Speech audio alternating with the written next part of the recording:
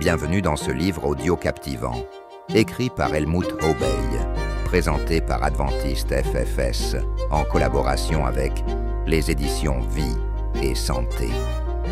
Pas à pas vers un réveil spirituel. Être rempli du Saint-Esprit.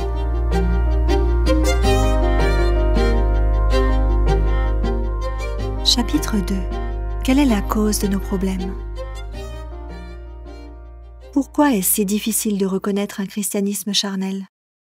Puisque la vie d'un chrétien charnel est, elle aussi, remplie de religion, ce dernier ne se rend souvent pas compte qu'il lui manque l'essentiel, la communion intime et salutaire avec Dieu. Si Jésus ne peut pas diriger entièrement une vie, il se tient littéralement devant la porte et il frappe.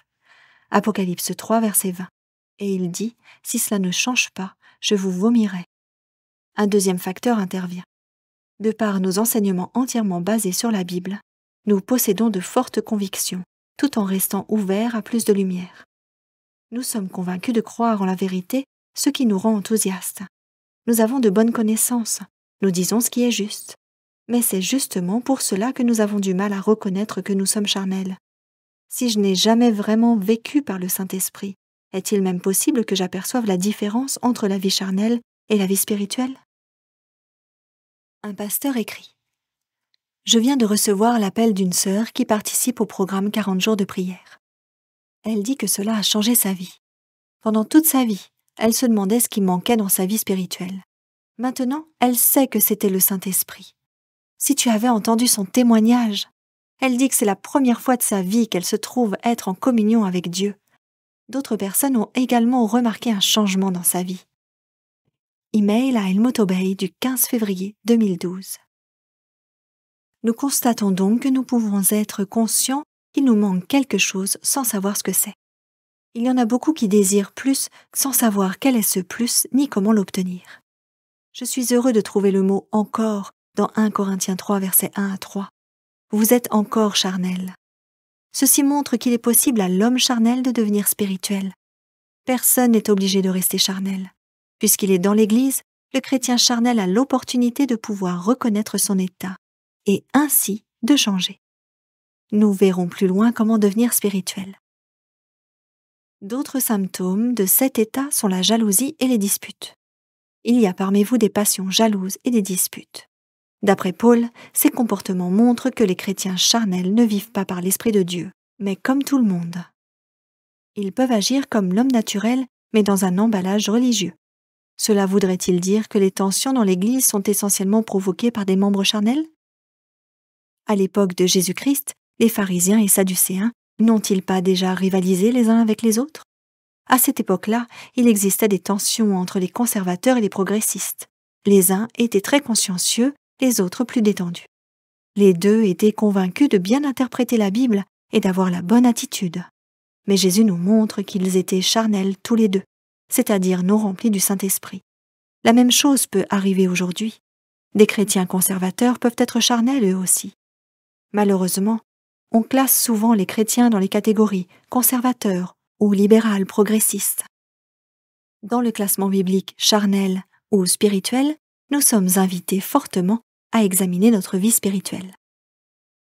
Réfléchissons à ce que la parole de Dieu nous dit d'une façon très claire dans Galates 6, versets 7 à 8. Ne vous égarez pas, on ne se moque pas de Dieu. Ce qu'un homme aura semé, c'est aussi ce qu'il moissonnera. Celui qui sème pour sa propre chair récoltera la moisson de la chair, la pourriture. Mais celui qui sème pour l'esprit récoltera la moisson de l'esprit, la vie éternelle. L'homme charnel a envie de suivre Jésus et de lui plaire, mais il ne lui a pas soumis toute sa vie, ou s'il l'a fait, il s'est de nouveau rétracté. Galates 3, verset 3, Apocalypse 2, versets 4 et 5. En fait, il veut en même temps suivre la volonté de Dieu et ses propres plans, même s'il le fait inconsciemment. Mais ce n'est pas possible. Finalement, c'est lui qui prend les décisions dans et pour sa vie. Dans ce cas, le Seigneur peut-il donner son Saint-Esprit ? Jacques 4, verset 3 y répond. Vous demandez et vous ne recevez pas, parce que vous demandez mal. Je suis arrivé à la conclusion qu'il s'agit ici d'une demande faite avec une attitude charnelle. l'exaucement n'élèverait-il pas le moi? Ainsi, ce membre d'Église vit de ses propres forces et capacités. Apocalypse 3, verset 16 le décrit comme tiède, Matthieu 25 comme fou. Pourquoi Jésus dit-il qu'un chrétien charnel est tiède? Pour quelle raison le Saint-Esprit manque-t-il à beaucoup de chrétiens? En quête d'une réponse, réfléchissons au cas de Laodicée. Pourquoi Jésus dit-il que les croyants de l'église de Laodicée sont tièdes? Il en a donné un indice. Je me tiens à la porte. Apocalypse 3, verset 20. Jésus-Christ ne se trouve pas au centre de la vie de ces chrétiens, mais à l'extérieur, devant la porte.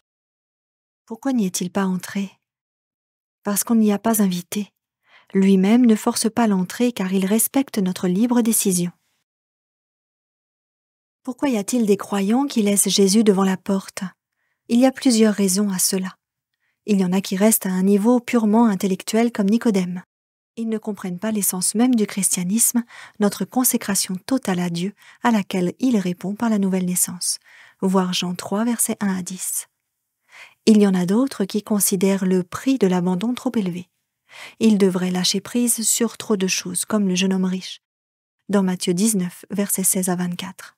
Suivre Jésus-Christ demande de l'abnégation et la disposition à changer de vie, voir Matthieu 16, versets 24 et 25.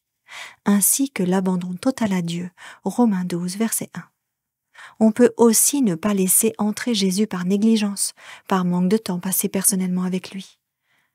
Je répète, la raison que Jésus donne dans Apocalypse 3, verset 20, est la suivante. Je me tiens devant la porte.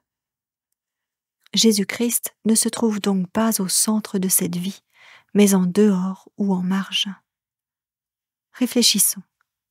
Personne ne peut être esclave de 2 maîtres. Matthieu 6, verset 24. C'est ou moi-même, ou Jésus-Christ qui commande ma vie. C'est dans sa relation personnelle avec le Christ que le chrétien charnel est tiède.